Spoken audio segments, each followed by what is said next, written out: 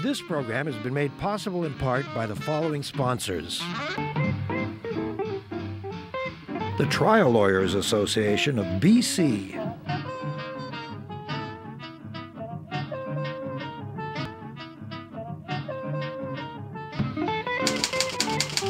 The Vancouver Courier newspaper.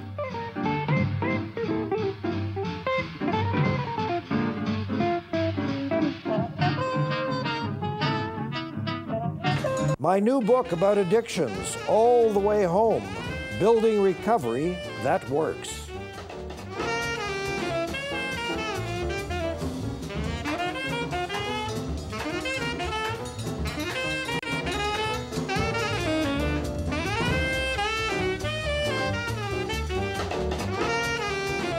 Practically the only person I know who doesn't complain about gridlock in the Lower Mainland is our studio director, Mike, who lives very near the station and walks to work. For the rest of us, it's somewhere between an annoyance and a major nightmare. So what are we going to do about all this? Well, all of the mayors of Metro Vancouver, and they are many these days, have been hunkering down, sometimes in private, but today they got to publicly announce what they plan to do about transportation, what a referendum might say, and how we're going to spend a bunch of money.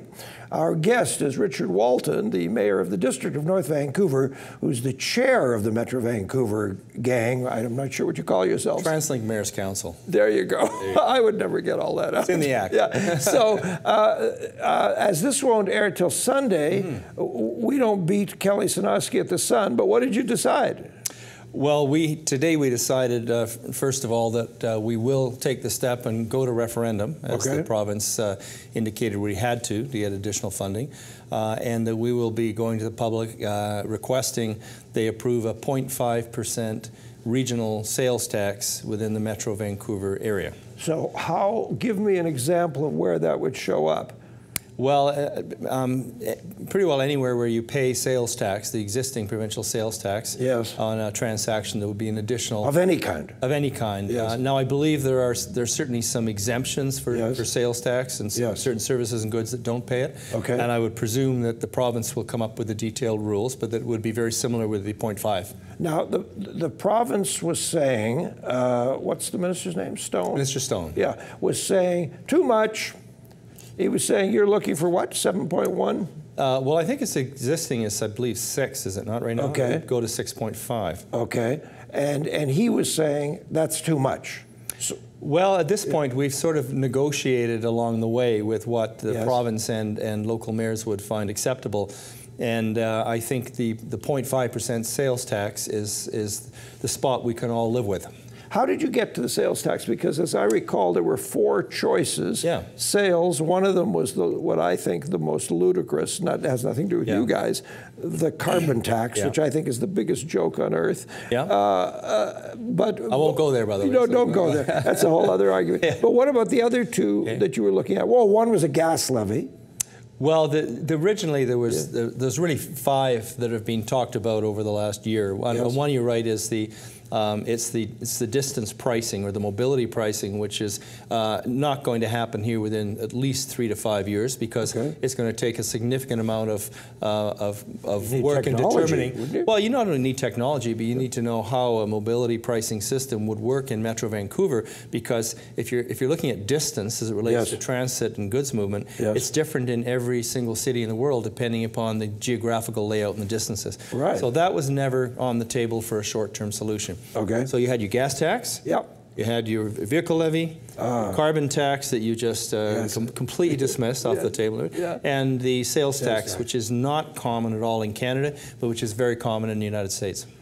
Okay. Well, we'll probably live with that, because I think all of us agree that we need some major improvements in our transit. The one that I didn't see listed in the shopping list of things is the one that personally affects me, and I don't see it listed. On Tuesday, a few days ago, I spent between 45 minutes and 1 hour going down Taylor Way to get on the bridge to come home, because I live South Granville. Yeah. So will we ever seriously consider building another bridge with a few more lanes? Well, I guess the first response is that those bridges, the North Vancouver's bridges, North Shore's bridges, Lionsgate and Ironworkers Memorial are provincial assets, and therefore, if you're going to duplicate those, it would have to come from the province. Secondly, the challenge with Lionsgate, and believe me, most of us in North Shore would love to have another crossing. Yes. Challenge with Lionsgate is that no matter how many lanes you put across, you still end up going to the light at Denman and Georgia. Yes, that's right. And Vancouver has made it very clear at their end that they want less traffic and no through traffic through the West End rather than more. So rearrange it. Well, the province, if the province wished to rearrange that, first of all, the cost would be significant. Yes. And one of the challenges for the different parts of Metro Vancouver that are taking the density and growth and growing is that there are rivers and areas to cross throughout Metro Vancouver. And the ministry, I know that they track the volumes overall of the bridges and they rank them. Yep. And the North Shore bridges, unfortunately, don't rank anywhere near the needs that exist south of the Fraser and to the east. Really? That's, but I suggest you have Minister Stone here. I'm happy to challenge him on the Lionsgate Bridge, and the North Shore will be very happy to have you do I'm happy to, because I tell you what I do, Richard, is that on good days, now that we're in December, I can't do this because it's dark by the time I'm coming off the bridge. Right. But during the better months, I don't go through the causeway, I go through the park. Right. And I go around the perimeter of the park and I drive slowly. I'm trying to get home, but you know what? It's really beautiful to just take my time and look at the water and look at the trees. Here we've got windstorms, so and we got darkness, so I'm afraid of running into logs. So I like everybody else. But you're right. I don't want to drive through the West End. It's a nightmare. Sure.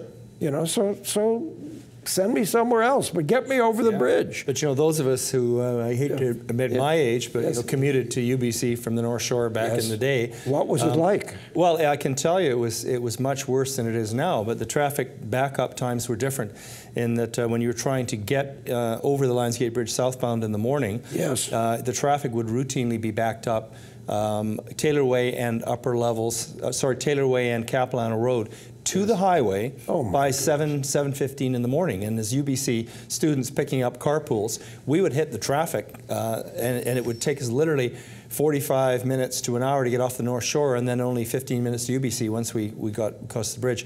Now, the biggest challenge is southbound late in the afternoon. Yes. With often one lane with 2 lanes rush hour coming north. So it's changed dramatically, but there's still major congestion points. Major. Yeah. In those days, 1,000 years ago, the period you were talking about. The day. Somebody gave us a spectacular house at Lighthouse Park for free because they were going to Italy for a year. Yes. So that's where we lived. I would go in the morning, relatively quiet, because I wouldn't go in till 9 or 10 o'clock. I'd work all day, I'd come home, and then I'd go back to Theatre Under the Stars to play in a musical, and it was fine, because there was no traffic. But rush hour would be another story. And still we have, whenever there's one problem, there's 7 lanes of capacity going to the North Shore. Yes. And if one person going either direction ends up having a fender bender or whatever, the impact turns it into huge delays if anything goes wrong. And there's a vulnerability in any community that lives dependent on bridges. I almost entered the causeway one morning about 1.5 years ago, but saw that there was some mess, turned on one of the traffic stations, had to get to Bowen Island, that's because I work there on 1 day a week, went all the way to the Ironworkers. Certainly. And I made the second boat. So what? Okay, look, before we get back into this, the Pattullo Bridge, today there was an announcement in the press, we're going to be fixing the Pattullo Bridge for a while, so maybe the Port Man should have cut the tolls off and so on. But my question is, why are we fixing the Pattullo Bridge? I've been here 50 years, I've driven on that bridge twice. To me, that bridge is a death trap. It looks like something from the 19th century. honestly, Richard, why aren't we just replacing it? Why don't we bite these bullets? Well, I think with our vote today and, Yes. and our intent to go to referendum for the public, Yeah. one of the things that's included front row center in the referendum is the replacement of the Petula Bridge. Oh, is it? Yeah, it is. Excellent. And of course, that depends upon significant capital from probably Yes. 3 levels of government. Yes. But it has been articulated that it does need replacing. One of the challenges with the Petula Bridge is when TransLink was created, the province put the Petula Bridge, of all the bridges, in TransLink's asset base. In other words, they said, here's the bridge, probably the most vulnerable, oldest bridge, and gave it to TransLink. So, that's like getting a mother-in-law. I have a mother-in-law, and I won't comment there. Okay. But the Petula Bridge is a TransLink asset, and it's the only significant bridge, apart from the new Golden Years one, which is a P3, the only one that is outright owned and operated by TransLink. So it's a complex The Golden Years is used by, what, 7 people a month? A little more than that. A little more than that. Okay, so was it a big arm wrestle today in the decision? Was it unanimous? I think the arm wrestling was done between January and June at the table with a series of mayors who were trying to come up with a plan they could agree on that represented all the regions, competing regions of Metro Vancouver. Yes. And the one thing I can tell you from a year ago is if you took a poll or you sat at the table with every mayor independently, every single mayor would have said that my residents and my community is not getting out of TransLink what the revenues from our community are. Yes. And that was universal, no matter which mayor you talk to. That. And of course, a person might sit back and say, well, if everybody's saying that I'm subsidizing somebody else, somebody must be wrong. And I think what we did in May is we managed to say, put that aside and say, look, there's something in this for everyone. Mayor Stewart this morning from Coquitlam said, look, you know, there's at least 1,000 people who are in the lineup for Beeline buses out to UBC. Yes. And desperately want upgraded transit out in Vancouver, who live in Coquitlam, not in Vancouver. So you can't isolate your community and say that's the only community that all your residents travel. Now tell us honestly, were you a good politician, and did you spend the last year, I know you won by acclaim, so you've just sort of never left the seat, did you spend the last year having separate cups of coffee with a lot of these folks and really getting down to what their concerns were? That has gone on collectively. Has it? It has. There's a tremendous amount of networking that goes on between us at the region. You can't just come to the meeting. No. And Metro Vancouver is an organization where we do meet once every 2 weeks, and there's a tremendous, it's a positive interaction. And I have to say that the dynamic between the region's mayors is very strong. Yeah. And that helps with a high level of trust. How did the new kids make out? New kids on the block. You had, what, 7 new mayors? There were 7 new mayors, 6 of whom were there today, and I believe virtually all of them supported the plan. Yeah. Yeah. And did you have a sense that people were up to speed? Everybody had done their homework? We did. We had a meeting on the 5th of December last week, which was primarily an opportunity for the newer folk to have a bit of a history lesson and learn all the current issues and where we were, so they didn't feel completely overwhelmed today at the table. Okay. And I think the mayors who were there today, which was, as I said, 6 of the 7 new ones, hopefully they felt that they were making informed decisions. So. Okay, we'll take a little break. When we come back, we'll talk specifically about the referendum, what it's going to say, when it'll happen, and so on. Richard Walton is our guest. He is and has been for quite a while the mayor of the District of North Vancouver. We'll be back in just a moment to give you a moment to send us a note to davidberner.com. Always happy to hear from you.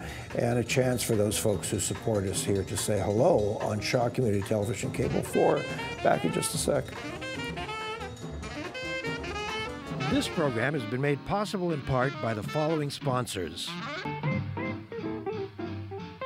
The Trial Lawyers Association of BC.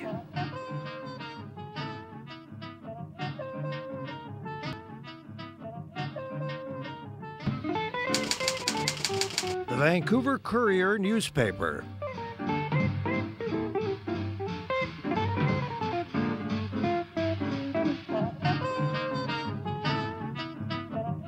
My new book about addictions, All the Way Home. Building recovery that works.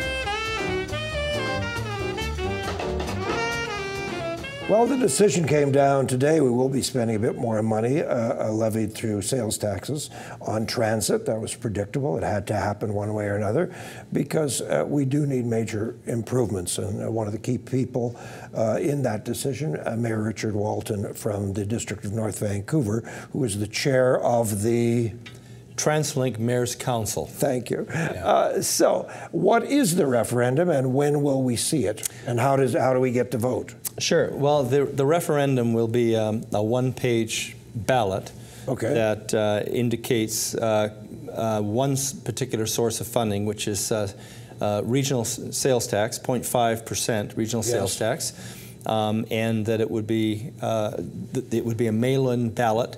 Likely month of April would be the most likely month that it would be mailed in. Yeah. The ballot itself has lists in general terms the areas where the funds would be invested. Yes. And it talks a little bit about why the ballot is necessary and the process. But it's probably close to not much more than 100 words. Yes. Very clearly laid out. This would be mailed out to the provincial voters list residents within the region, likely sometime in mid to late March. And simultaneously, there'd be a fairly large coalition group that's already formed to encourage people to get out and vote and most likely support the referendum. And when you say mail out to residents, we're talking both owners and renters, all residents?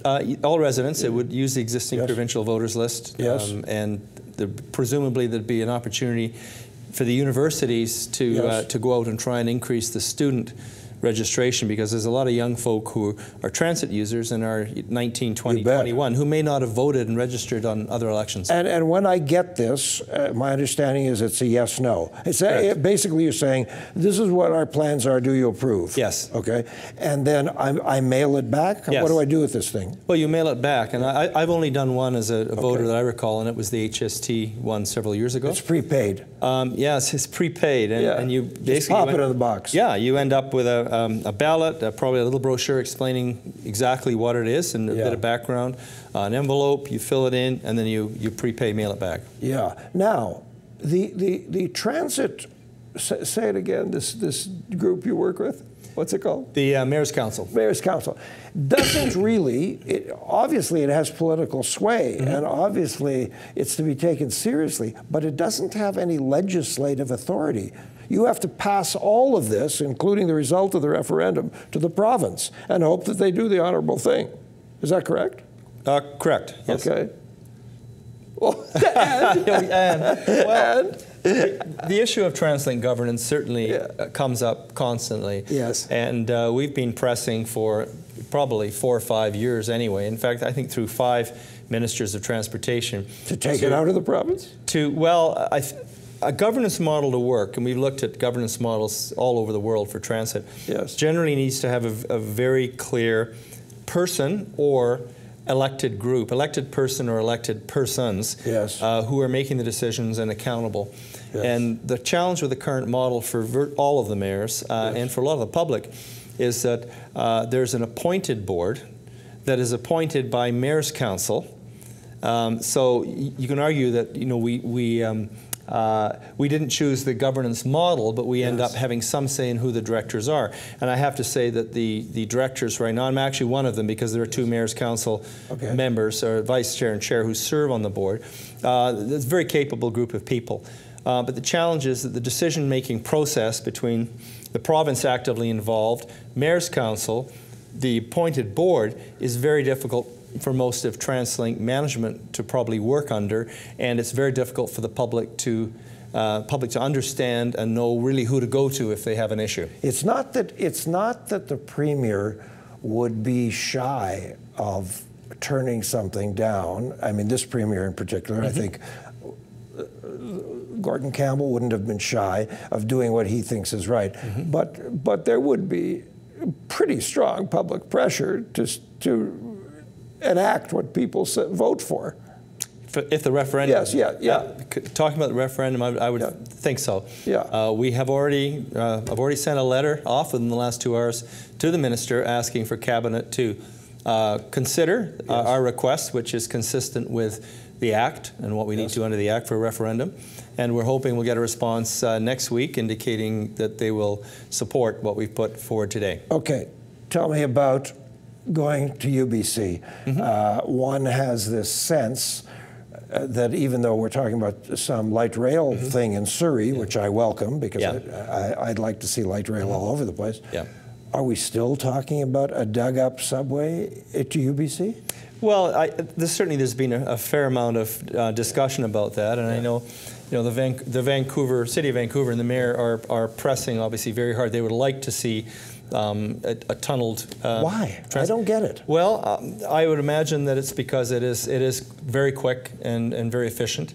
From and construction, very costly. Very costly. One of the challenges with where UBC is, and it's not Vancouver. When you say quick and efficient, sorry, Mayor, but when you say quick and efficient, you mean once it's up and running, it runs quickly and efficiently. Well, I came in for this interview from New Westminster, and I think it took me 33 minutes on the SkyTrain. Yeah, great. And I worked all the way, and I think certainly the number of people who go out to quite a dense area, UBC. Yes. So certainly the numbers are out there. It's a city. Oh, absolutely. Thousands of people going out. The challenge, and more so every day, is that you've got fairly much lower density between Vancouver and really the Broadway sort of Granville corridor, and therefore the elements of SkyTrain economically work in that dense area along West Broadway, run through the Vancouver General Hospital in that area, but the economics differ when you go out to UBC, and I think it's a bit of a philosophical issue, and when you're trying to place your best dollars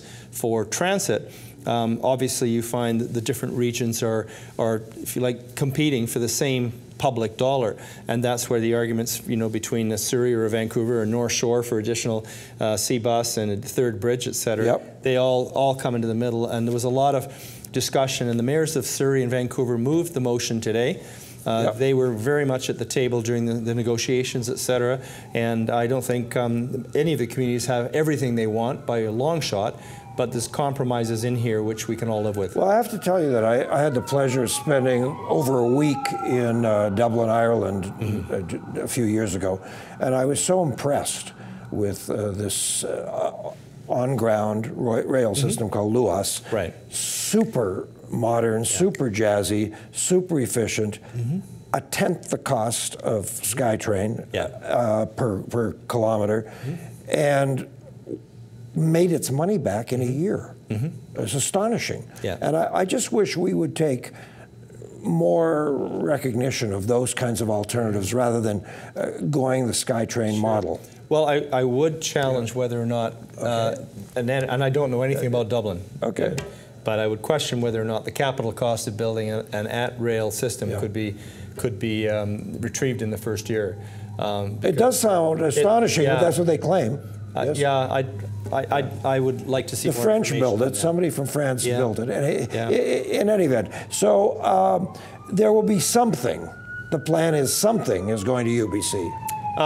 Yes, and most likely a subway. Under the current plan, my recollection is that there's an extension eastbound along Broadway as far as I believe Arbutus envisioned, and then there would be a rapid bus, or Beeline bus, express bus that would go the rest of the way. Except for the ramp going over the parked CPR trains. Yes. As of yesterday, they announced they'd like to leave some trains sitting there. God forbid we should grow vegetables. That's right. That's right. What about the rapid rail in Surrey? How did that come about? Because there's almost nowhere else where people have agreed to do rapid rail. Well, Surrey is building out with a lot more density. Of course. They are taking a lot of the density for the region and are doing so, and therefore they're very much wanting to build for the future. And Mayor Watts has been a tireless advocate for light rail system. I mean, it exists. A lot of Vancouverites know Calgary, know Edmonton, the systems that are there. They are efficient, and certainly the cost of building at grade are a lot lower if you have a lot of the corridors. You don't have to purchase a lot of the land. And certainly Calgary and Edmonton were able to take existence of existing rail routes and rail lines and common space and build quite efficiently. So Surrey, of course, the ability to do the at-grade rail there is a lot easier than it would be in a mature built-out city like Vancouver. Yeah, I'd like to see some more of that in Richmond. It always astonished me that after spending many millions of dollars refurbishing number 3 road. Right. Suddenly we came in and tore it up and put up all these cement towers for SkyTrade. You can tell I'm not a big fan of that system. I have nothing against the system once it's running. It just seems like costly and ugly. Anyway, who does all the referendum work? You hire this, you source this out to a printing company, or it's part of one of the cities does the work? Who does all this? That's a great question, because when the legislation came along and with this requirement of referendum, there's really no precedent for how this kind of referendum is done in Canada, to my knowledge. Yeah, can I have the contract? What we did, we turned down the West Coast immediately because I'm married to a Californian, and I'm very familiar with the system in the States, the referendum system, which has been there for almost 40 years. I have a son and daughter living there, and therefore I understand the politics and the jurisdictions down there. And in the States, there's a limited capacity for the deliverer of the service, the BART or the Caltrain or whatever, to actually fund and get involved with the referendum. You have a series of specialty NGOs, organizations that do that for all kinds of referendums. So you're going to find such a person? Well, we're likely going to do a hybrid between TransLink funding and external agencies. Okay, we're out of time. I know we are. Delightful. By the way, let's get a good close-up, because doesn't he look exactly like the guy who plays the president in the Kevin Spacey series on Netflix? I haven't seen that, so I'm not going to watch it. Well, you just have this presidential look, man. We got to get you to a higher office. It happens as we get older. You know? Thank you, Richard. That was great. Folks, that's it for today. The studio is going to be playing Christmas for a couple of weeks. So we're going to run some reruns next week. Karen Medeiros from the Adoptive Families of BC was a wonderful guest a few weeks ago. I hope you enjoy that and any other shows we may run. Have a wonderful, happy Christmas, Hanukkah, and whatever you may or may not celebrate. And a great, healthy new year to you and your family. Good night. Thank you.